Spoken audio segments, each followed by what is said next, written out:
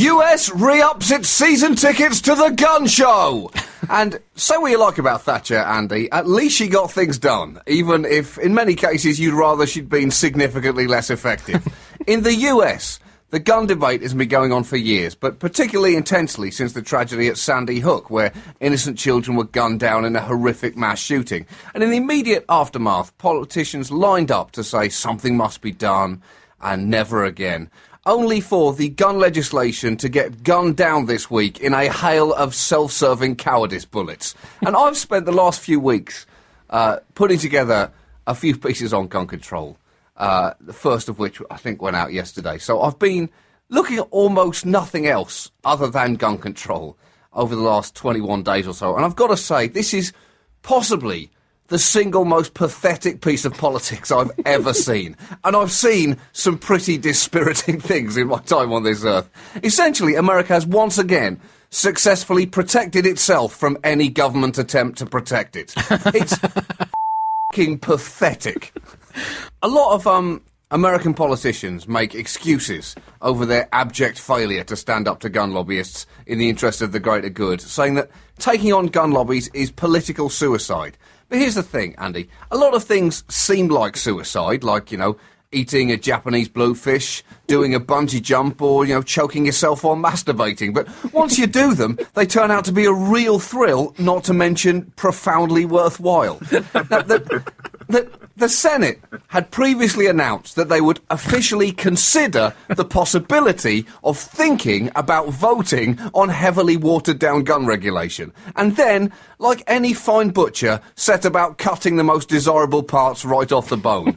Semi-automatic gun regulation and magazine sizes were the first to go weeks ago, followed by, on Wednesday, background checks, which was the most low-hanging of low-hanging fruit, which had 86% of support from the American public, which is pretty amazing, seeing as it's probably the only single issue 86% of Americans can possibly agree on, and which, therefore, obviously, was subsequently voted down after being blocked by most Senate Republicans and some Democrats.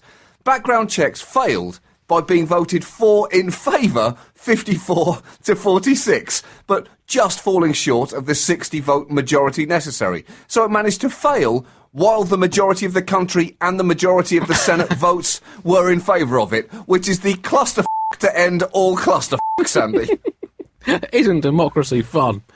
Oh, my God. No one is suggesting banning guns in America. That is never going to happen. The Second Amendment is always going to protect people's rights to have some kind of gun. The only suggestion is whether it's necessary to have a military-grade assault rifle, which but so much of the reporting around the world has been, Americans are crazy. Please understand, most Americans understand and want some kind of gun control, and yet imagine how more frustrated they are by the fact that it's clear they're not going to get it. As they were voting for these background checks, and as they were going down in flames, one by one, these senators folded like origami arseholes.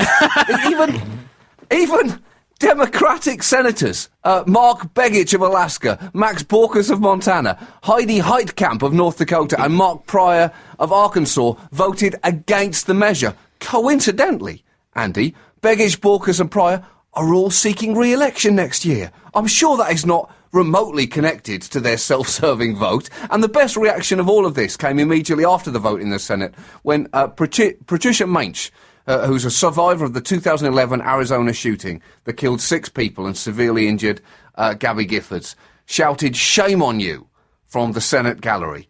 And, there was a little bit of a murmuring of discontent at this outburst. And should there have been, Andy, because I think that was pretty heroically restrained, shame on you, she would have been well within her rights to scream out, "You fucking fuckwits have fucked up the easiest fucking thing you could possibly fucking do, you cowardly fucking bunch of complete fucking d***s."